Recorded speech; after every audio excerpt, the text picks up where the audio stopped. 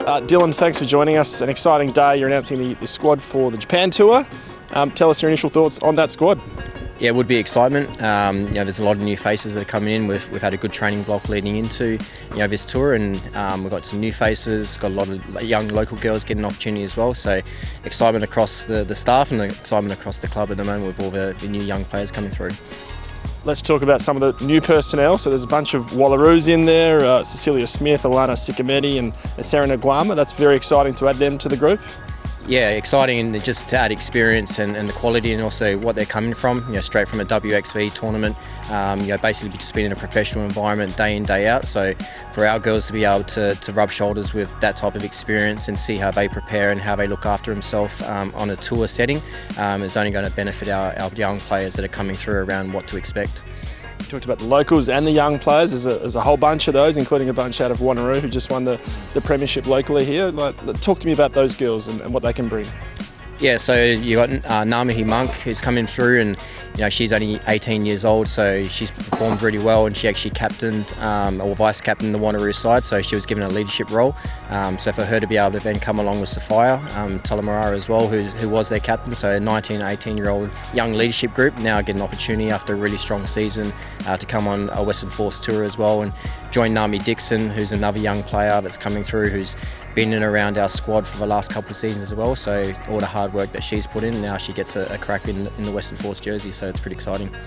There's a bunch more out of the local comp who we haven't seen before. Topaz Porter, Ocean Tahua, Tizane Kovac and Zoe Elliott as well. Talk to me about them.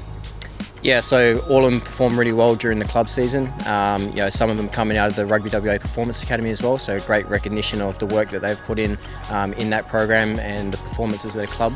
But then also Zoe Elliott, who's been in and around our wider squad for a couple of seasons as well. Another one who's just been chipping away and working hard and now gets an opportunity as well. So that's the purpose of a lot of these tours, is the local girls that are working really hard and performing well. They do get an opportunity, they get recognised, and to have an experience like this is a pretty cool reward around all the hard work they've had.